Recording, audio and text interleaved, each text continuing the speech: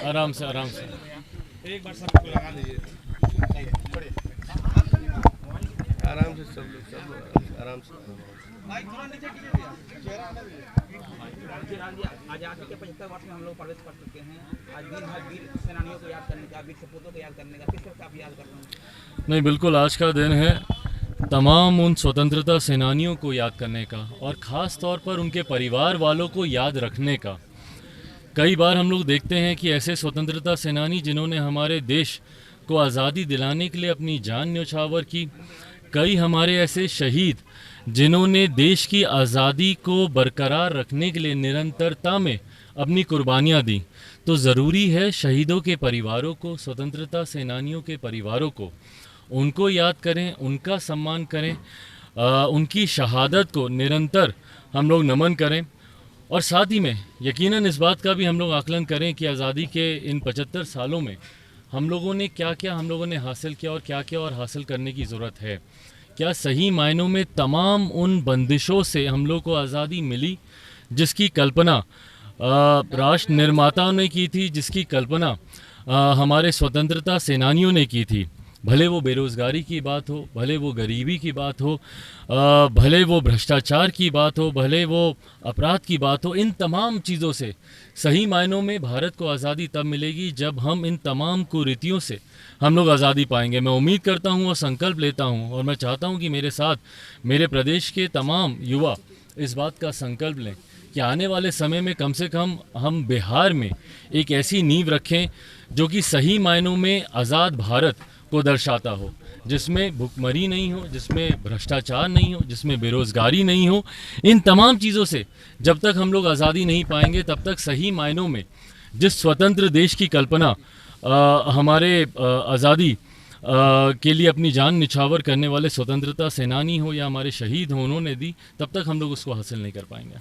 चिराग जी, बाढ़ प्रभावित इलाकों में इस बार दौरा कर रहे हैं, क्या लगता है कि वाकई आज की तारीख में जिस तरीके से पूरा शासन प्रशासन तंत्र उनकी तैयारियों में लगा हुआ है, पर जाएं जितना खर्च पार्टी की तरफ से भी, अगर मान लीजिए सरकार, अगर मैं नहीं भी मानता हूं, अगर पार्टी अगर इतना खर्च कर रही है तो मैं चाहता हूं कि भाई प्राथमिकता आप तय करें कि क्या आपकी प्राथमिकता आज की तारीख में एक मंत्री का स्वागत करने की होनी चाहिए या जो बाढ़ से प्रभावित हैं, जिनके पास आज की तारीख में रहने के लिए नहीं है, खाने के लिए नहीं है, सोने के लिए नहीं है, कि आपकी प्राथमिकता वो बिहार के लोग होने चाहिए या एक मंत्री होना चाहिए।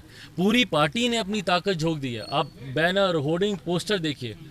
क्या आज की तारीख में ये जश्न मनाने का माहौल है? क्या आज की तारीख में ये स्वागत करवाने का माहौल है? भैया, जिस तरीके से बाढ़ में लोग प्रभावित हो रहे हैं, आप जाइए ना, आप उनसे मिलिए, आप दौरा कीजिए पूरे प्रदेश का, आप जाइए, आप लोगों के पास जाइए, आप उनसे पूछिए कि भाई उनको किस तरीके की कठिनाइयों का सामना करना पड़ रहा है। बट कहीं ना कहीं सरकार की भी प्राथमिकता इसमें से दिखती है और पार्टी की भी प्राथमिकता दिखती है कि कैसे अपना वर्चस्व, और किसको दिखा रहे हैं आप ये स्वागत करके। आपके इस स्वागत से ना लोक जनशक्ति पार्टी को कोई फर्क पड़ता है, ना मुझे लगता है राजद को भी नहीं पड़ेगा, कांग्रेस को भी नहीं पड़ेगा, भाजपा को भी नहीं पड़ेगा। आप किसको अपनी ताकत दिखा रहे हैं इस स्वागत से? इशारा कहीं ना कहीं स्पष्ट है कि आप अपने पार्टी में ही ये उनके वर्चस्व की लड़ाई चल रही है। एक दूसरे को दिखा रहे हैं कि भैया तुम्हारे स्वागत में इतनी गाड़ियाँ तो मेरे स्वागत में इतनी, तुम में इतने होर्डिंग लगे तो मुझ में इतने होर्डिंग लगे, तुम्हारे इतने लोगों ने स्वागत किया तो मेरे इतने लोग स्वागत कर रहे हैं। तो ये वर्चस्व की लड़ाई जो इनकी पार्टी में चल रही है, उसमें कहीं ना कहीं जनता पिस रही है। ये चिंता का विषय है। एक आखिरी सवाल है कि क्या लगता है जो आपके पास बंगला है 12 में स्वर्गीय रामविलास पासवान जी के नाम पे, तो उसमें भी सियासत चल रही है क्या? आरसीपी सिंह को अलॉट करना और आपको लगातार प्रेशर दिया जा रहा है कि आप खाली करें उसको। भाई मुझे एक नोटिस ज़रूर इसका मिला था जब मेरे नेता आदरणीय रामविलास पासवान जी का जब निधन हुआ था। उसके बाद मुझे इस बात को लेकर कोई जानकारी नहीं है। बट बहरहाल मुझे इसमें कोई दिक्कत नहीं है। जो चीज़ के लिए मैं एलिजिबल होऊंगा वही मुझे मिले।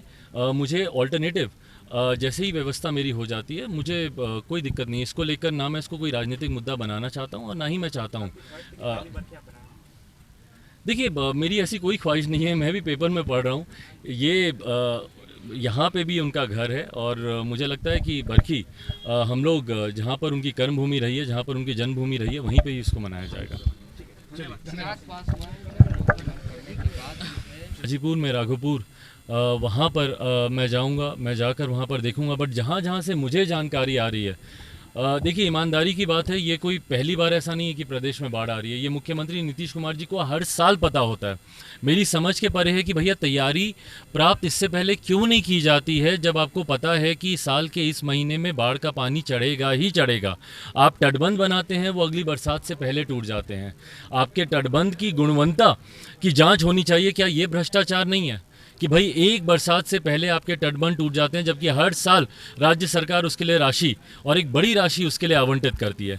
उसके बाद जिस तरीके से राहत सामग्री पहुंचाने की ज़रूरत है, वो विभिन्न क्षेत्रों में, खासतौर पर दूर दराज के ऐसे क्षेत्र हैं वहाँ पे राहत सामग्री ही लोगों तक नहीं पहुँचती। कितने ऐसे इलाके हैं जहाँ से बाढ़ प्रभावित लोग फ़ोन करते हैं, बोलते हैं कि भैया यहाँ पर हम लोग के पास ना खाने के लिए है ना कुछ है।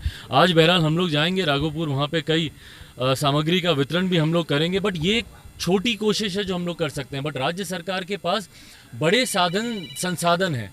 वो चाहे तो इसको व्यापक मायने में, व्यापक पैमाने पर वो इसका बंदोबस्त कर सकते हैं। कई ऐसे इलाके हैं जहां पर पानी हदों को पार कर चुका है, बट उसके बाद भी उनको बाढ़ प्रभावित उनको घोषित नहीं किया गया। तो जब तक आप उनको घोषित नहीं करेंगे, उस तरीके से प्रशासन या शासन तंत्र उस पर काम नहीं करेगा, या उस तरीके से उनको राहत उनको नहीं मिलेगी।